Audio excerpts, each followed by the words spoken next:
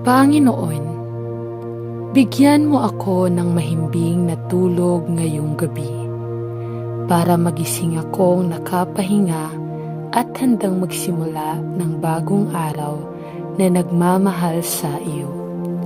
Salamat muli sa mga biyayang hindi karapat-dapat at napakaraming mabibilang. Gustong-gusto ko ang pagiging anak mo at hinahangad ko ang salitang katapatan upang ilarawan ang aking serbisyo sa iyo araw-araw ng taon. Pagising ko sa umaga, iwanan mo ng masayang ngiti, hindi masungit na isipan. Nawa ang iyong proteksyon at presensya ay bumalot sa lugar na ito sa kapayapaan at seguridad laban sa mga kaaway. Magandang gabi, Diyos. Sa pangalan ni Jesus, Amen. Ama, salamat sa pagsuporta sa akin ngayon. Kinailangan kita at nandyan ka para sa akin. Salamat sa bawat piraso ng pagmamahal, awa at biyayang ibinigay sa akin, kahit na hindi ko ito karapat-dapat.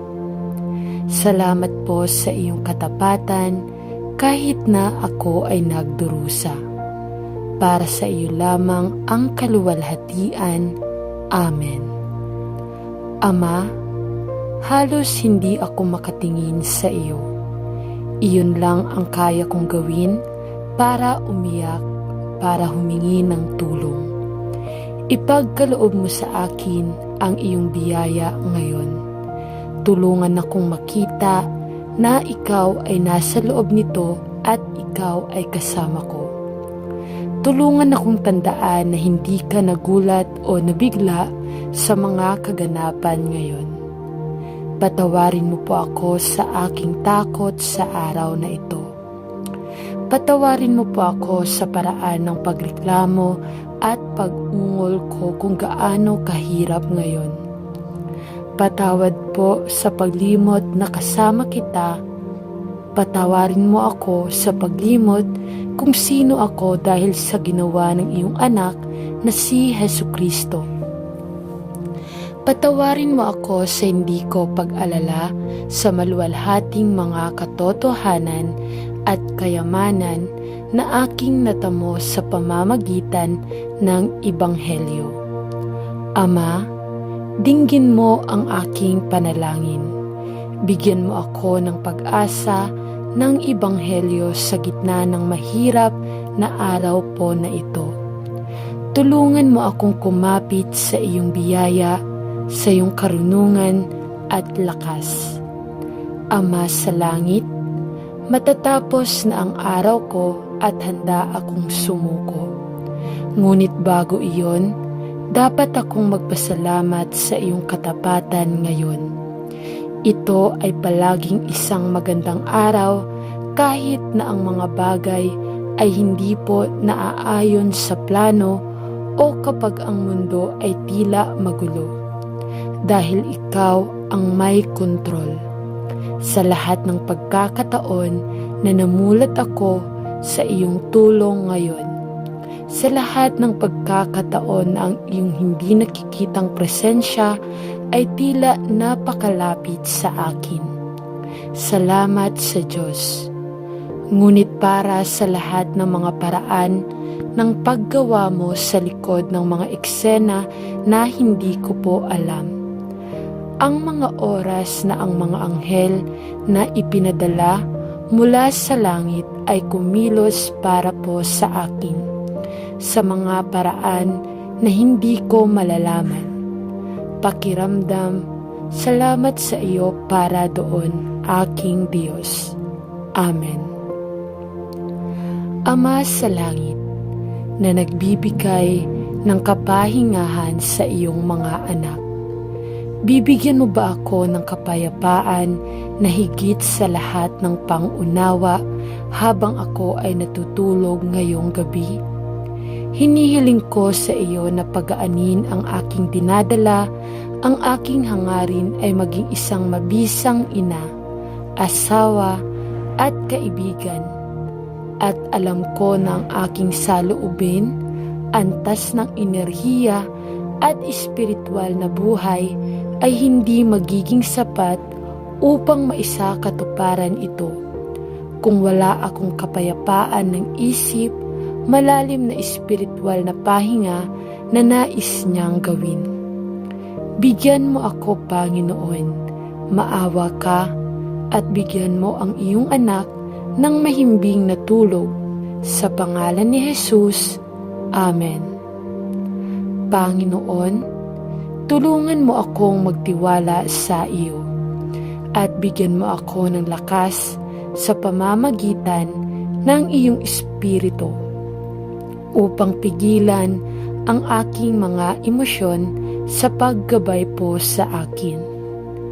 Gusto kong ihinto ang pag-aalala tungkol sa kung ano ang maaaring mangyari at tumuon sa kung ano ang nangyari sa pamamagitan ng pag-aalala at pagpupuri sa iyo para sa iyong katapatan sa aking buhay, sa pangalan ni Jesus. Amen.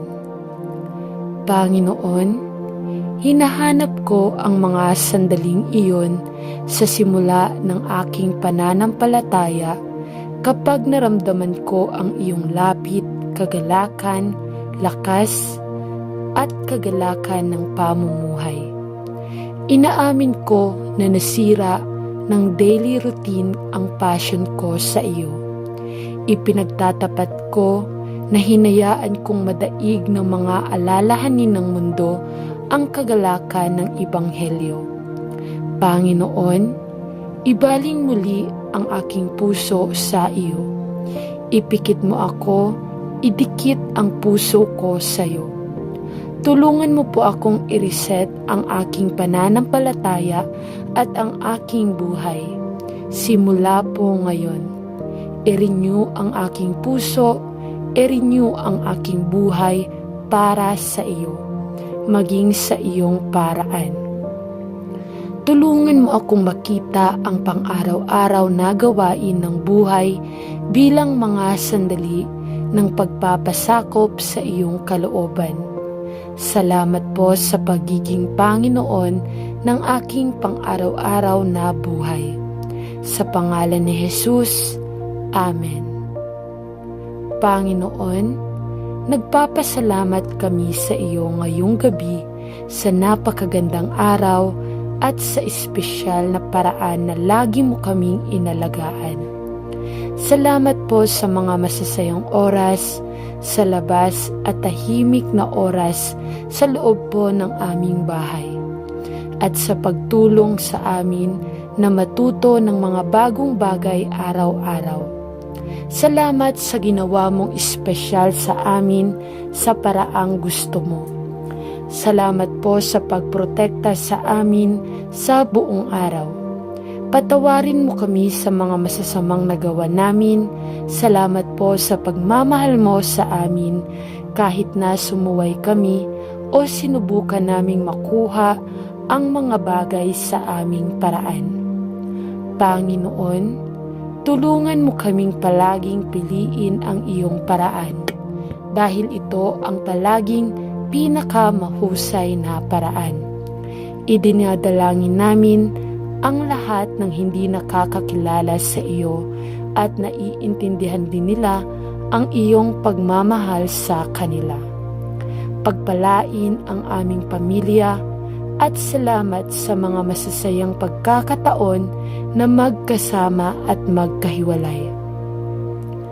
Pagpalain ang aming mga kaibigan at mahal po sa buhay, kabilang ang aming mga lolo at lola, tiyahin, tiyuhin at pinsan. Salamat sa aming tahanan at lugar na matutulog at masarap po na pagkain. Tulungan kaming magpahinga ng maayos, bigyan kami ng mapayapang mga pangarap at ipadala ang iyong mga anghel sa paligid ng aming bahay. Turuan kaming magtiwala sa iyo at mas mahalin ka. Napakabait mo, ang galing mo, at ikaw po ay tapat, aking Diyos, at mahal ka po namin. Magandang gabi sa mahalagang pangalan ni Jesus. Amen.